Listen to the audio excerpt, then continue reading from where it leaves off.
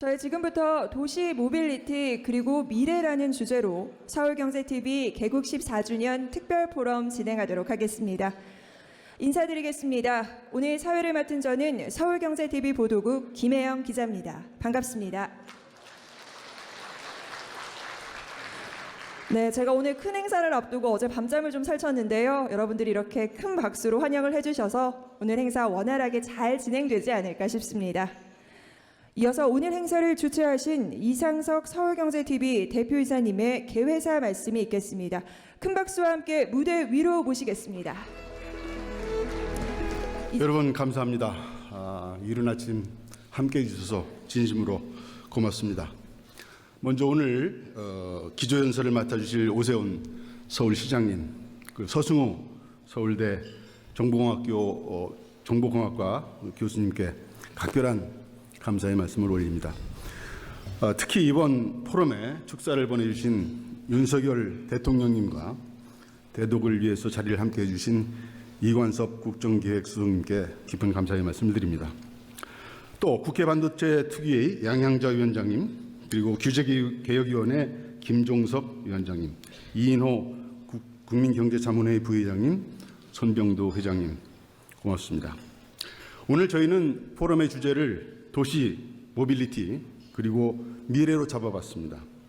지금 우리 사회는 아시다시피 양극화의 심화, 성장 능력의 고갈 등 복잡한 난제에 봉착해 있습니다. 이 같은 배경 속에서 성장과 혁신의 두 마리 토끼를 잡을 단초로서 그 단초를 도시에서 찾아봤습니다. 도시의 지속가능한 발전은 국가의 생산성을 높이고 경제 활력을 찾기 위한 핵심 요소라고 생각하기 때문입니다.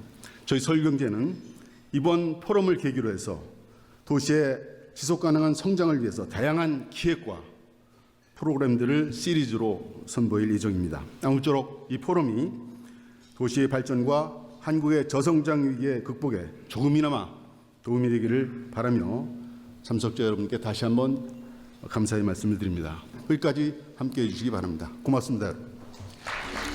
네, 행사를 주최해 주신 이상석 대표이사님께 다시 한번 큰 박수 부탁드립니다. 네, 감사합니다.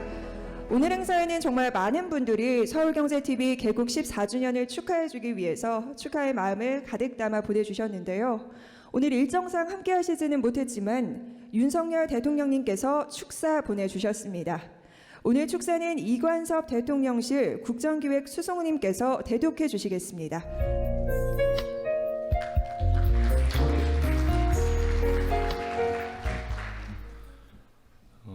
저는 대통령실에서 국정기획 수석을 맡고 있는 이관섭입니다. 오늘 대통령 다른 일정이 있으셔서 저보고 가서 좀 축사를 대독해 드리라고 해서 제가 대신 왔습니다. 서울경제TV 개국 14주년 특별 포럼의 개최를 진심으로 축하드립니다. 뜻깊은 자리를 마련해 주신 이상석 서울경제TV 대표님과 관계자 여러분께 감사드립니다. 이번 포럼의 주제가 도시, 모빌리티, 그리고 미래입니다. 도시의 조화로운 발전, 모빌리티 환경의 개선은 우리가 현재 직면해 있는 인구 감소의 위기를 풀어내는 데 있어서 매우 중요한 과제들입니다. 저출산 고령화로 인한 저성장 기조의 고착화를 극복해 나가기 위해 지난 국무회의에서도 국무위원들과 함께 인구 문제에 대해 심도 있게 토론했습니다. 앞으로도 정부는 실효성 있는 대책을 추진하기 위해 최선을 다할 것입니다. 도시의 조화로운 발전이 요구되고 있는 가운데 모빌리티 환경의 개선은 미래 도시의 질적 성장을 가져올 것입니다. 이동의 혁신이 공간의 혁명을 가져온다는 것은 이미 역사에서 수차례 입증된 것입니다. 정부는 모빌리티 혁명의 선도국가가 될 수 있도록 모빌리티를 우리의 미래 먹거리 산업으로 육성할 것입니다. 성장을 가름하고 온 규제를 과감하게 혁파하고 R&D와 전문 인력 양성에도 과감히 지원하도록 하겠습니다. 이번 포럼을 통해 인구 문제를 구조적으로 풀어가기 위한 도시의 발전 그리고 모빌리티의 혁신에 대한 건설적인 대안들이 도출되기를 기대합니다. 다시 한번 서울경제TV 개국 14주년 특별 포럼을 축하드리며 모두의 건강과 행복을 기원합니다. 2022년 10월 6일 대한민국 대통령 윤석열. 네, 귀한 말씀 보내주신 윤석열 대통령님과 대독해주신 이관섭 국정기획수석님께 다시 한번 큰 박수 부탁드립니다.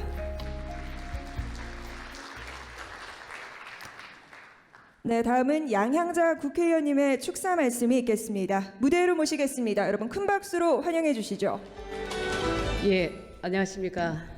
반도체 산업 경쟁력 강화 특별위원회 위원장 광주 서구울 국회의원 양향자입니다. 먼저 미래도시의 청사진을 그려나갈 서울경제TV 개국 14주년 특별포럼 개최를 진심으로 축하드립니다. 의미 있는 자리 마련해 주신 이상석 대표님, 그리고 바쁜 와중에 오세훈 시장님, 서승우 교수님 정말 반갑고 감사드립니다. 제가 어제 뉴스를 접했는데요. 마이크론이 142조를 뉴욕에 투자하겠다 이런 발표를 봤습니다. 근데 오늘 도시, 모빌리티 그리고 미래라는 이 주제로 포럼을 여신 우리 서울경제TV의 중요성이 앞으로 훨씬 더 부각될 것이라고 생각합니다.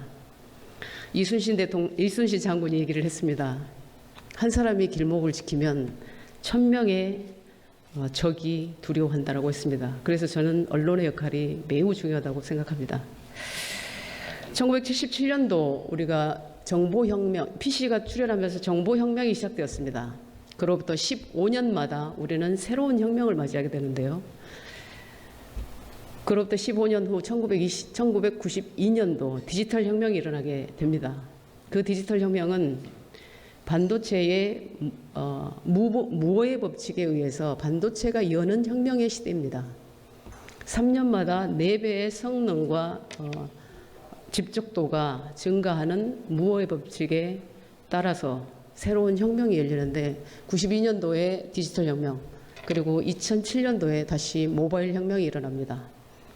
그로부터 또 무어의 법칙이 3년에 4배씩 성능과 집적도가 증가하는 이 무어의 법칙이 5번을 중첩하면서 다시 열게 되는 시대가 바로 4차 산업혁명 시대라고 하는 2022년, 그로부터 15년 이후 2022년 오늘 열리게 됩니다. 이 4차 산업혁명이라고 하는 것이 결국은 인공지능, AI, 데이터, 그리고 5G, 6G 통신, 모빌리티, 에너지, 바이오, 클라우드, 그리고 커머스, 뱅킹, 모든 산업의 변화를 확실하게 새롭게 하는 그 상황 속에서 특히 모빌리티 산업은 앞으로도 엄청난 변화를 겪게 될 것입니다. 그래서 중요한 것이 우리 규제개혁위원회 민간위원장님도 와 계시는데요. 새로운 시대의 새로운 법안, 새로운 규제, 또 없어져야 할 규제, 이런 것들을 잘 우리가 관리를 해야 된다고 생각합니다. 타다와 택시의 문제도 이제 해결을 보고 있는데 우리가 과연 정치권에서도 이런 문제들을 미리미리 다루고 준비를 하고 있는가 반성을 하게 됩니다. 도대체 이 자율주행 자동차의 라이선스는 누구에게 줘야 될 것인가? 사람에게 줄 것인가? 차에 줄 것인가? 극단적으로 이런 문제들을 해결해 나가야 될 것 같습니다. 저는 지난해 미래차 특별법을 대표 발의하면서 K-모빌리티 산업의 육성과 건강한 생태계 조성을 위한 다양한 정책을 마련한 바 있습니다. 오늘 또 제시해 주신 고견들을 양분으로 삼아서 모빌리티 산업이 미래도시에 안정적으로 정착할 수 있도록 더욱더 체계적인 지원 방안을 마련하도록 하겠습니다. 우리 국회에 300명의 국회의원 중에 과학기술로 분류되는 분이 4분이라고 합니다. 그중에서 반도체를 경험한 분이 저 한 사람입니다. 그런데 제가 반도체 특별법을 이렇게 상정을 해놨습니다. K-칩스법인데요. 이 법안이 빨리 통과되기를 바라는 상황에 있습니다. 세계는 전쟁으로 가고 있는데 우리는 과연 무엇을 하고 있는가, 그 생각도 이 자리에서 다시 한번 하게 되는 계기가 되기를 바라면서 마치겠습니다. 고맙습니다. 네, 귀한 말씀 전해주신 양향자 의원님께 다시 한번 큰 박수 부탁드립니다. 말씀 주신 대로 기술 전쟁의 시대입니다. 저희 서울경제TV도 K반도체와 K모빌리티를 위해 열심히 뛰겠습니다. 이어서 김종석 국무총리실 규제개혁위원회 민간위원장님의 축사 말씀 있겠습니다. 큰 박수 부탁드립니다. 예, 오늘 이런 자리에서 이렇게 축사 말씀드리게 돼서 더없이 영광입니다. 평소에 저를 이끌어 주시고 저에게 많은 가르침을 주신 고명하신 선배 선생님들 앞에서 제가 이렇게 단상에 올라오게 된 건 제가 아마 규제개혁 민간위원장이라는 역할을 하고 있기 때문이 아닌가 생각합니다. 아시다시피 이 모빌리티 산업은 대표적으로 지금 현재 규제 때문에 신음하는 산업이라고 저는 생각을 합니다. 정보통신 수단 그리고 데이터 분석에서 새로운 기술과 상품이 하루가 멀다 하고 지금 나오고 있습니다. 지난 20년 동안 정보통신 분야에서의 새로운 서비스와 상품의 그 출현을 보면 그야말로 놀라운 상상을 초월하는 것이었습니다. 20년 전에 우리가 스마트폰을 상상하기 어려웠던 것처럼 이제 모빌리티 분야에서도 정보통신 기술과 융합해서 우리가 상상하기 어려운 어떤 기술의 진보와 새로운 서비스가 출현할 것으로 생각합니다. 이미 모빌리티 혁명은 우리 곁에 와 있습니다. 이미 많은 시민들이 모바일 앱을 통해서 택시를 타고 무인 자율 자동차 그리고 물론 드론 택시도 실용화를 앞두고 있습니다. 그러나 업계와 시민의 기대와 요구에 비해 정책과 규제는 너무 느리게 반응하고 있습니다. 느린 것이 아니라 아예 발목을 잡고 있다고 해도 과언이 아닙니다. 우리는 과거에 정보통신 기술과 시장의 진화 과정에서 산업화는 늦었지만 정보화는 앞서가자라는 정신으로 시행착오도 있었지만 이를 두려워하지 않고 능동적으로 정책과 규제의 조화를 이룬 것이 오늘날 우리나라가 세계적인 정보 강국이 된 것이라고 저는 생각합니다. 저는 모빌리티 산업에서도 정부가 능동적이고 신속하게 규제 제도를 정비하고 정책적으로 지원한다면 모빌리티 산업이 우리나라의 우수한 정보통신 기술을 기반으로 우리 경제의 신성장 동력이 되는 것은 물론이고 우리나라가 글로벌 모빌리티 산업의 강국이 될 수 있다고 저는 생각합니다. 그런 점에서 오늘 서울경제TV가 모빌리티 산업의 비전과 전략을 주제로 포럼을 개최해 주신 것에 대해 매우 뜻깊다고 생각합니다. 저도 규제개혁위원장으로서 모빌리티 산업의 발전을 위해 관련 규제를 개선하는 데 맡은 바 역할을 다하고자 합니다. 오늘 이런 뜻깊은 자리를 마련해 주신 서울경제TV 이상석 사장님과 관계자 여러분께 감사와 축하의 말씀을 드리면서 개국 14주년을 맞는 서울경제TV가 올바른 여론과 올바른 정책 형성에 더 많은 기여를 해주실 것을 기대하면서 오늘 행사가 모빌리티 산업의 발전에 중요한 계기가 되기를 기대합니다. 감사합니다. 네, 귀한 말씀 전해주신 김종석 위원장님께 다시 한번 큰 박수 부탁드립니다. 이어서 이인호 국민경제자문위원회 부의장님의 축사 말씀 있겠습니다. 큰 박수 부탁드립니다.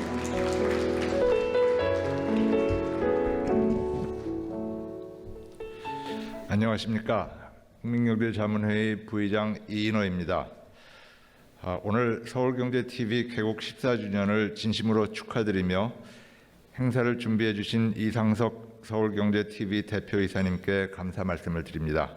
아울러 이 자리에 함께해 주신 양향자 위원님, 김종석 위원장님, 이관섭 국정기획수석님과 기조강연을 준비해 주신 오세훈 시장님, 서승우 교수님께도 감사드립니다. 우리 경제는 많은 변화와 도전에 직면하고 있습니다. 보건, 주거 문제 관심도가 높아지면서 안정적 물류 시스템과 깨끗한 주거 환경의 중요성이 새롭게 부각되고 있으며 도시 모빌리티를 둘러싼 기술 환경도 빠르게 변화하고 있습니다. 취약계층, 교통약자의 어려움 등 사회 문제도 제기되고 있습니다. 우리는 도시 모빌리티를 둘러싼 변화와 도전에 적극 대응해야 합니다. 첫째, 도시 환경과 물류 시스템의 획기적 변화가 필요합니다. 주거지역 인근 여가, 녹지, 교통 등 인프라를 정비하고 주요 교통 거점 물류 인프라 체계화 등이 필요합니다. 둘째, 모빌리티 산업의 경쟁력을 강화해야 합니다. 자율주행, 도심 항공교통 등 신산업 인프라를 구축하고 산업 발전에 초석이 되는 인재 양성에도 힘써야 합니다. 셋째, 취약계층과 교통약자의 어려움도 신경 써야 합니다. 취약계층 주거지역 공동개발, 교통약자를 위한 자율주행 이동지원 서비스 확산 등 노력이 필요합니다. 스위스의 건축가 르 코르비지에는 집은 인간이 살기 위한 기계이다라는 말을 남겼습니다. 안전한 주거와 도시 환경이 그만큼 중요하다는 의미라 생각합니다. 앞서 대통령께서 보내주신 축사에서도 우리나라가 지금 이 문제를 접근하는 시각을 잘 알 수 있었습니다. 즉 인구 문제를 해결하기 위한 상당히 중요한 수단으로서 이 도시의 문제, 이것에 대한 지적이 있는 것은 매우 적절하다고 생각이 듭니다. 여러분들과 뜻깊은 주제에 대해 논의하게 되어 기쁘게 생각하며 오늘 토론 내용은 저희 국민경제자문회의 활동에 유용하게 활용할 계획입니다. 모쪼록 오늘 포럼이 유익한 토론의 장이 되기를 바랍니다. 감사합니다. 네, 좋은 말씀 해주신 이인호 부의장님께 다시 한번 큰 박수 부탁드립니다. 이어서 기조 강연 시간입니다. 오늘 첫 번째 기조 강연은 동행과 매력 특별시 서울을 주제로 오세훈 서울특별시 시장님이 준비해 주셨습니다. 큰 박수와 함께 무대 위로 모시겠습니다.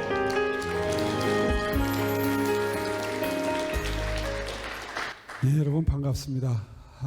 식사들 맛있게 하셨어요?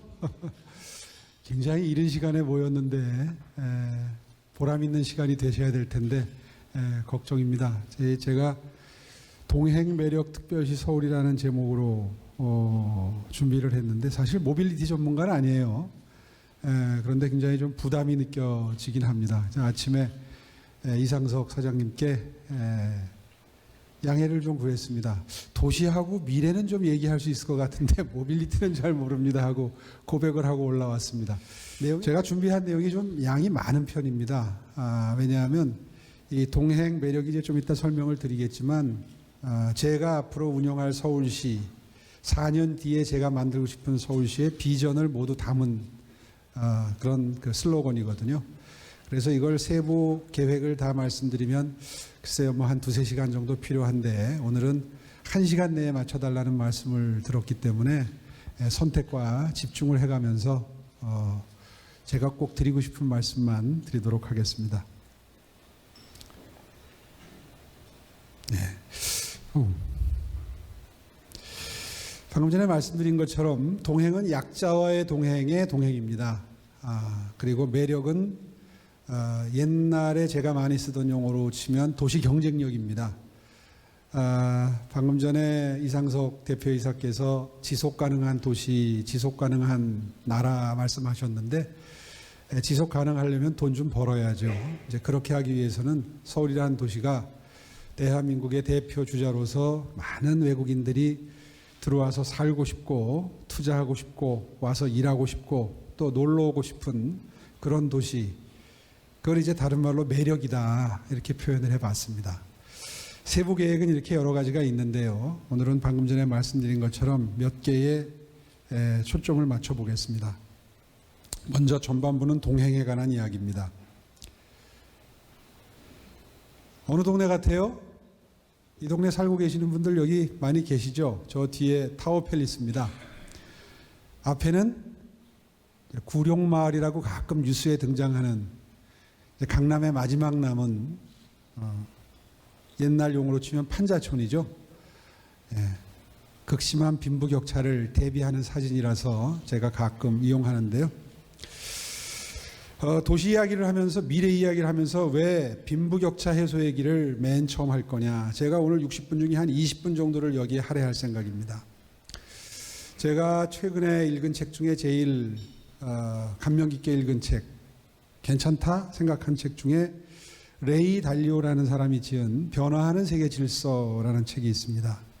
이 자리에 아마 읽으신 분들이 많이 계실 텐데 한 500년 정도의 우리 역사를 통해서 뭐 스페인, 네덜란드, 영국, 미국 중국에 이르기까지 강대국의 부침을 얘기하면서 어떤 조짐이 있을 때 상승기고 어떤 조짐이 있을 때 하강기다. 이제 이런 패턴을 조사를 해서 여러 가지 조짐들을 예측을 하는 그런 내용으로 구성된 책인데요. 제가 요즘에 옛날에 유행하던 독서 경영을 좀 흉내를 내고 있습니다. 그래서 얼마 전에 서울시 전 간부들에게 한 권씩 다 나눠주고 다음 간부회의 때 그걸 중심으로 해서 한번 서울의 미래를 놓고 토론해보자 이렇게 제안해 놓은 상태인데요. 거기에서 정점에 이르러서 약간 밑으로 내려가기 시작하는 나라의 특징들을 몇 개 나열을 하는데 그중에서 대표적인 게 부익부 빈익빈 양극화의 심화입니다. 그 외에도 몇 개 예를 듭니다. 예를 들면 젊은 사람들이 일하는 것보다는 여가 시간에 관심이 더 많다. 빈부격차가 워낙 커져서 양극단에 포퓰리스트 정치인들이 생겨나고 그 사람들이 굉장히 강력한 지지를 받는다. 뭐 이런 몇 가지 특징을 얘기하는데 조금 좀 등줄기가 서늘해지시죠? 네. 저는 그 책을 읽으면서 우리나라가 지금이 정점이 아닌가 하는 생각을 하면서 봤습니다. 그래서 제가 서울시를 운영하면서 이 문제에 가장 큰 비중을 두고 서울시를 경영하겠다고 작심을 했습니다. 그래서 지난번 보궐선거 때 또 이번 선거 때 약자와의 동행을 전면에 내세웠는데 아마 많은 분들이 저거 선거 때 하는 얘기다 이렇게 생각하셨을지 모르겠어요. 아닙니다. 앞으로 우리나라는 이 문제에 천착하지 않으면 앞으로 나아가기 정말 힘들다. 그렇게 생각하고요. 그래서 이 그래프는 많이 보셨죠? 지난 100년 동안의 변화와 앞으로 15년 동안의 변화, 이거 몇 년 전에 유행하던 그래프입니다.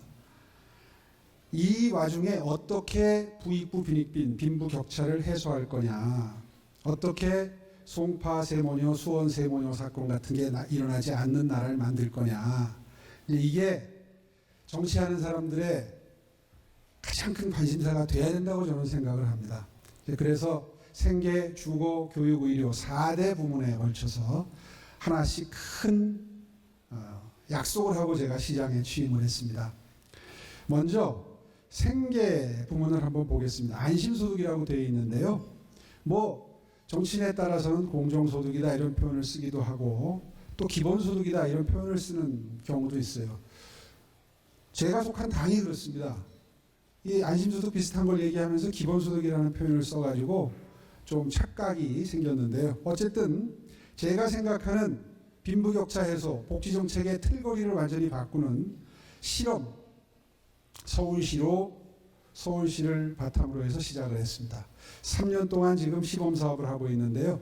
다행히 중앙정부와 작년에 잘 협의가 돼서 서울시가 올해 500명, 내년에 300명 돼서 800명을 가지고 소득 실험을 합니다. 1600명, 기존의 기초수급자 제도 하에 놓여져 있는 분들을 대조군으로 선별을 해서 그 1600명의 기존 복지제도 수혜자들과 서울시가 실험하는 이 안심소득 수혜자들을 두 개의 비교 집단을 놓고 앞으로 3년 동안 이분들의 근로의욕이나 라이프 스타일이 어떻게 바뀌느냐를 놓고 학자분들이 이제 전문가들이 수십 명 지금 분석을 시작을 했습니다. 이미 7월 달부터 첫 지급을 시작을 했고요. 알고 계시는 분들은 알고 계실 텐데 좀 복잡하게 쓰여 있죠. 연소득이 일정액에 미달하는 가구다. 그건 뭐 당연한 거고요. 저소득층 위주로 하니까. 기본소득하고 완전히 다르죠. 저희는 중위소득 85%로 설정을 했습니다. 기준소득 대비 부족한 가계소득의 일정 비율을 채워주는데 하후상박, 못 벌수록 많이 채워준다. 그러니까 그래프를 그리면 이제 이렇게 되겠죠. 좀 더 단순하면 그래프를 그리면 이런 식이 됩니다. 밑에 파란 부분이 각자가 번 부분이고요. 위에 붉은 부분이 정부에서 보태주는데 아주 잘 설계가 돼 있죠. 왜냐하면 못 벌수록 많이 보태주긴 하지만 내가 번 것과 정부에서 도와주는 걸 합산하면 일을 열심히 할수록 더 많이 가져갑니다. 그렇게 설계가 돼 있는 거예요. 이게 이제 밀턴 프리드만이라고 하는 보수 경제학자가 벌써 수십 년 전에 내놨던 모델을 이제 대한민국 수도 서울에서 실험을 하는 겁니다.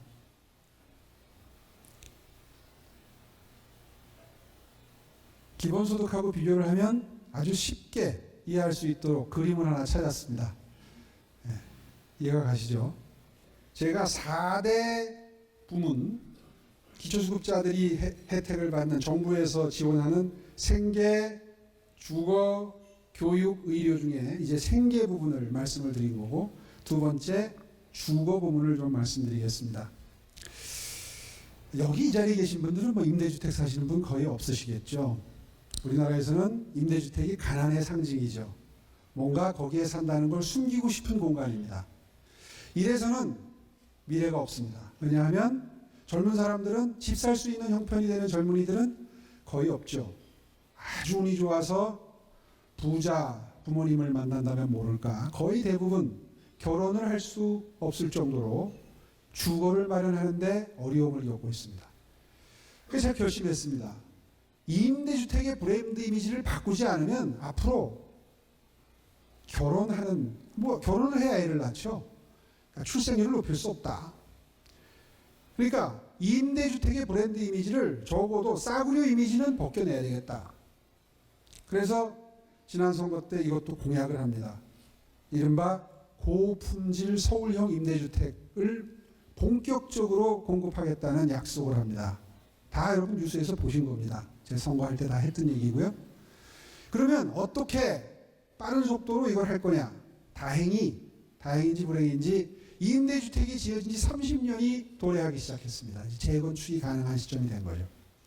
따라서 옛날에 지었던 저층 임대주택 단지들을 전부 허물고 새로 짓는데 요즘에는 보통 15층이 아니라 한 30층까지 올리잖아요. 그렇게 되면 한 500가구 있는 아파트, 임대 아파트 단지를 허물면 뭐 한 1000가구, 1500가구, 2000가구까지 가능하겠죠.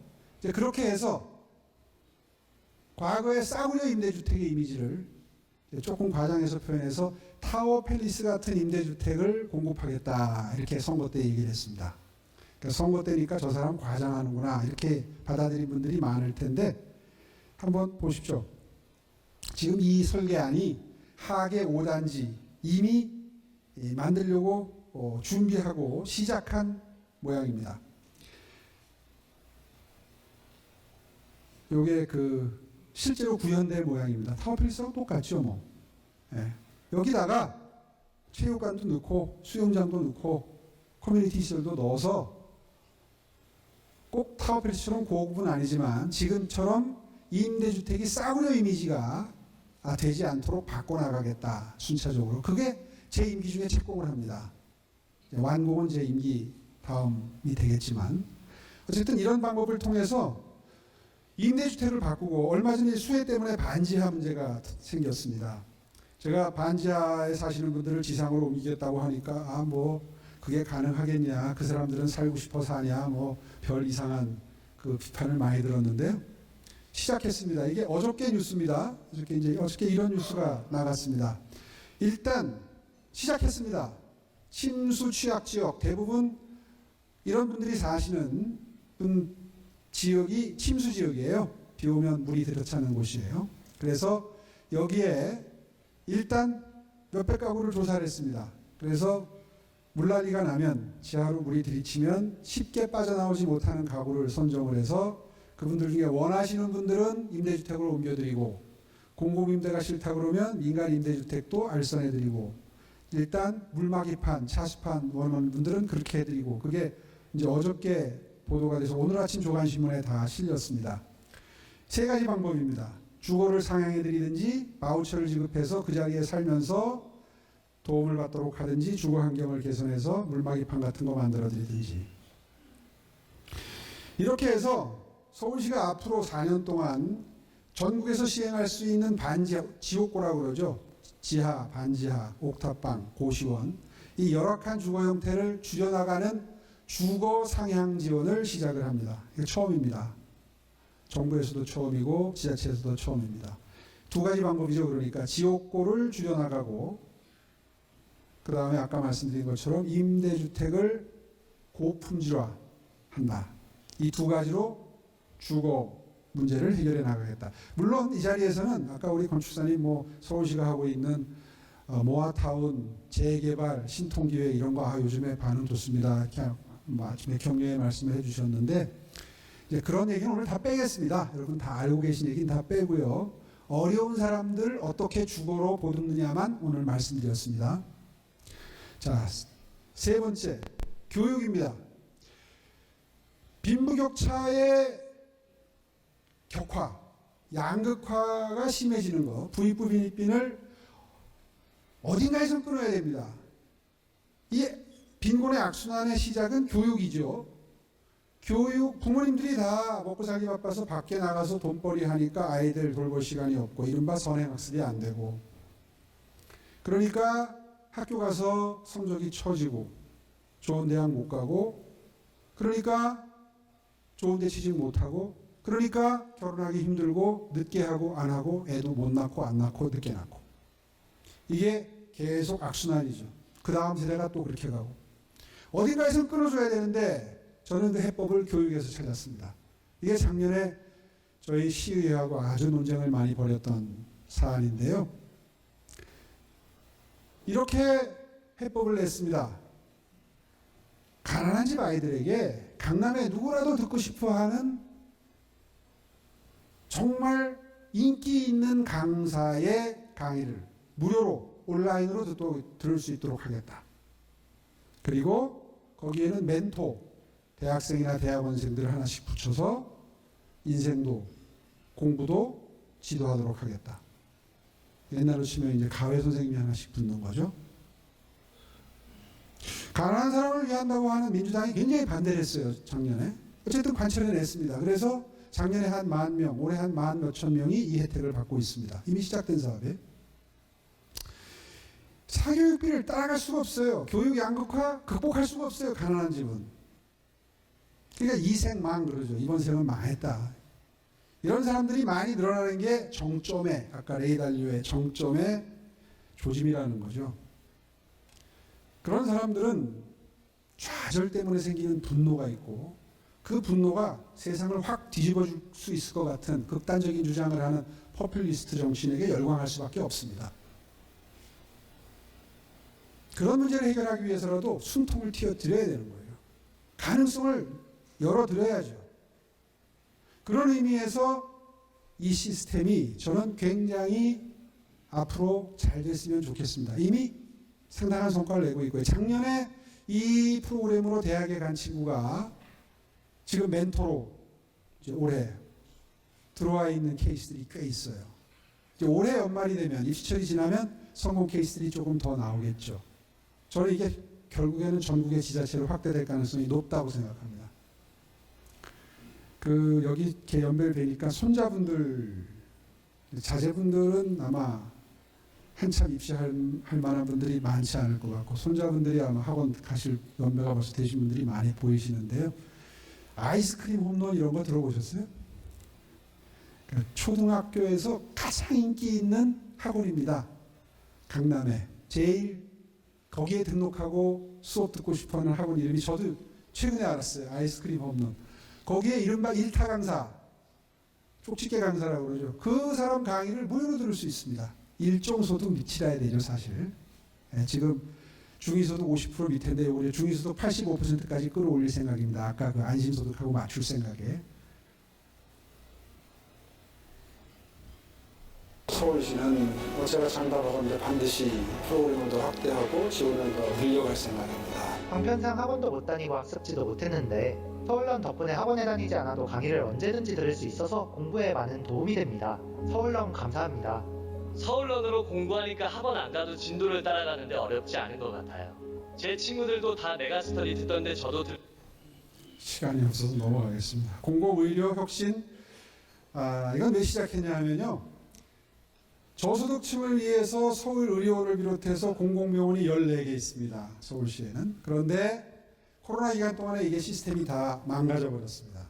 코로나 전담병원으로 지정하는 바람에 그 기간 동안, 2년 반 동안의 코로나 기간 동안 경제적 취약계층들이 주로 가던 병원들이 전부 그분들에게 의료 혜택을 전혀 드릴 수가 없었어요. 국가적인 재난 상황이었습니다. 크게 잘못된 거죠. 그래서 하드웨어와 소프트웨어를 전부 업그레이드하는 계획을 세웠습니다. 생략하겠습니다. 약자 동행 지수를 개발하고 있습니다. 모든 정부 정책에는 환경영향평가를 하죠. 그것처럼 서울시가 앞으로 하는 모든 정책은 약자 동행 지수를 개발해서 이게 과연 약자에게 얼마나 도움되는지를 지수화할 생각입니다. 무슨 뜻인지 금방 이해가 가시죠? 제가 약자 동행 매력 특별시 만들겠다. 이게 구호가 아니라는 사실을 다시 한번 강조해서 말씀드리겠습니다. 전략이 아닙니다. 진심입니다. 이게 10년 전에 했던 거예요. 노숙인들, 희망의 문학. 노숙인들에게는 밥보다도 마음의 양식을 드리는 게 더 중요하다. 굉장히 박수받았던 정책을 다시 시작했습니다. 시간이 있으면 다 설명드릴 텐데 이게 수요식 날이거든요. 노숙인들이 정말 눈물 흘리고 감동합니다. 그냥 강의만 하는 게 아니라 대학에 위탁을 해서 교수님이 너무 열심히 해주세요. 대학생들이 입는 저옷을 6개월 만에 입혀드리면서 자존감을 심어드리는 프로그램이 지금 진행되고 있습니다. 엄마 아빠 행복 프로젝트는 저출생 대비한 서울시의 획기적인 지원 대책입니다. 얼마 전에 종합 패키지가 발표가 됐는데요. 이것도 시간 관계상 생략하겠습니다. 요 모아 어린이집은요. 요 앞에 요 모아 어린이집은 지나가 버렸네. 국공립 어린이집, 민간 어린이집, 가정 어린이집을 패키지로 묶어서 같이 운영하도록 하는 실험을 했는데 대박입니다. 국공립 어린이집은 기다리는 사람들이 더 많을 정도로 부족하고요, 시설이. 민간 어린이집은 저출생 때문에 아이를 모집하는 게 힘듭니다. 그 아이디어가 나온 겁니다. 묶어서 함께 운영합니다. 그러면 비용도 절약되고 프로그램도 다양해지고 경영난도 해소하고 기다리는 사람도 줄어들고 일석삼조, 사조, 오조. 굉장히 정책 실험치고는 성공적인 실험이라서 이게 전국으로 지금 확대하기 시작했습니다. 지방에서 문의가 지금 많이 들어오고 있습니다. 이게 작년부터 제가 공약했다가 시작된 거고요. 키즈 카페에 넘어가겠습니다. 청년 행복 프로젝트 문송합니다. 알고 계시죠? 요즘에 필요한 인재들을 찾지 못해서 기업들을 힘들어하는 반면에 청년들은 취업이 안 되죠. 그래서 청년 취업 사관학교라는 걸 만들었는데요. 이게 뭐냐 하면 필요로 하는 내용을 무료로 가르쳐 주는 겁니다. 지금 영등포, 금천, 마포 세 군데 만들었는데 작년에 취업률이 저렇습니다. 70~80%를 넘나듭니다. 이거를 25개 자치구에 하나씩 만드는 걸 시작을 했고요. 이런 애들은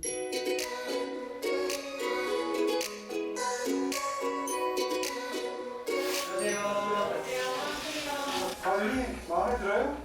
네, 저는 이제 웹 개발자 교육이고요. 같이 분석 사이트 쇼핑몰 같은 걸 만들어 보고 싶다라고 말씀하셔서 그래서 창업이든지 요걸 이제 본인 디자인으로 얼마나 배웠어요?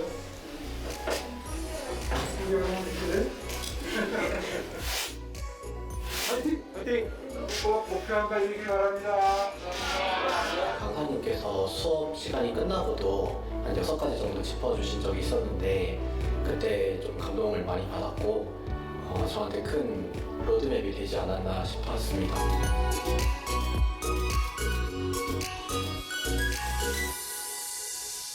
사실은 대학이 제대로 이렇게 필요로 하는 인재를 생산해서 사회에 공급하는 게 꼭 필요한 시점인데 이제 그게 안 되니까 현재 대학 교육 시스템으로 서울시가 보완제 역할을 하고 있는 거고요. 다시 한번 요약해서 말씀드리면 약자와 동행하는 서울특별시 돼야 이제 정점에서 그 레이 달리오의 그 설명에 의하면 이렇게 내리막으로 내려가다가 이렇게 올라가기는 쉽지 않을 것 같다는 게 그분 우리도 상상할 수 있죠. 근데 이렇게 떨어지느냐 이렇게 떨어지느냐는 노력 여하에 따라서 해볼 수도 있다. 자, 그러자면 약자와 동행하는 나라 돼야 될 거고요. 제가 안상훈 복지수석이죠. 뵈면 서울시 실험 미리 가져가라. 볼 때마다 말씀을 드리는데 아직은 좀 망설이고 계시는 것 같습니다. 좌우간 안심소득을 비롯해서 안심소득이 다가 아니에요. 많이 있는데 오늘 설명만 그걸 드린 거고 약자와 동행하기 위해서 갖가지 복지 시스템이 작동이 시작이 됐습니다. 바꾸고 있고요. 그런 서울시 또 후반부에서 보신 것처럼 매력 덩어리 아시아의 허브 도시가 되기 위해서 어떤 투자와 어떤 노력이 이루어지고 있는지 오늘 그 몇 장면을 보셨는데요. 이렇게 해서 4년 뒤 우리가 그리는 서울시는 약자와 동행하고 매력 덩어리 서울시가 될 수 있도록 노력하겠다 하는 저의 다짐을 다시 한번 말씀드리면서 오늘 강의 마치겠습니다. 고맙습니다. 공청해 주셔서 감사합니다. 네, 4년 뒤 달라진 서울의 모습이 기대됩니다. 오승훈 서울특별시 시장님께 큰 박수 부탁드립니다. 두 번째는 도시와 모빌리티의 미래라는 주제로 서승우 서울대학교 공과대학 전기정보공학부 교수님의 강연이 있겠습니다. 네, 안녕하십니까. 서울대학교 공과대학에서 강의와 연구를 하고 있는 서승우입니다. 시장님께서 워낙 거시적이고 우리 도시의 미래에 대해서 아주 정말 화려하게 말씀을 해주셔서 제가 조금 더 이 세부적인 내용을 더 조금 소개를 더 드리면 보완이 좀 되지 않을까 싶습니다. 사실 시장님 이 말씀 듣고 나가셔야 되는데 시장님 나가시네. 여러분들 자동차 하면 떠오르시는 게 있으실 거예요. 이게 인류 최고의 발명품 중에 하나다. 그래서 아마 여러 가지 박물관에 가보시면 이런 미래 차량들에 대한 그런 실지 그런 모습들을 보실 수 있을 텐데요. 이 오른쪽 편에 있는 게 세계 최초의 가솔린 자동차입니다. 근데 이 자동차가 발명되고 난 이후에 우리 인류의 역사가 정말로 많이 바뀌었습니다. 우리 예전에 농경 시대가 시작된 게 사실 자동차가 태생되게 된 근본적인 이유가 될 수도 있을 것 같은데요. 우리 예전에는 다 수렵 생활을 했잖아요. 그러다가 이제 이 도시 어디 모여 살기 시작하고 경작을 하면서 이 사람들이 도시라는 것을 점점 만들기 시작하게 된 거죠. 그래서 이 도시가 만들어지게 되고 또 도시가 더 커지게 되고 또 도시 간의 교류가 필요하게 되면서 이동 수단이 필요하게 된 거죠. 그래서 사실은 자동차와 같은 이런 피조물들이 매개체들이 만들어지게 된 겁니다. 이 도시 모빌리티라는 게 여러분들 잘 아시는 것처럼 어떤 것일까요? 사람과 물건을 이동하게 되겠죠. 근데 우리가 고려해야 될 요소들이 굉장히 많습니다. 인프라스트럭처가 어떻게 돼야 되는가, 또 기술은 어떻게 해야 되는가, 또 정치는 어떤가, 문화는 어떤가, 여러 가지 사실은 많은 것들을 고민을 해야 도시 내에서 모빌리티를 우리가 구성할 수 있는데요.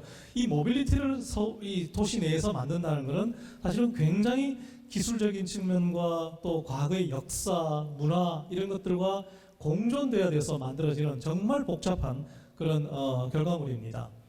근데 이 도시 모빌리티를 구성하는 데 있어서 우리가 사실 다 도시에 살고 있기 때문에 이 도시 생활을 하면서 우리가 요구하는 것들이 있습니다. 사실 다 인구 문제랑 관련되는 것들인데요. 사람이 늘어나면서 조금 더 덜 혼잡했으면 좋겠다. 또 오염이 덜 된 도시였으면 좋겠다.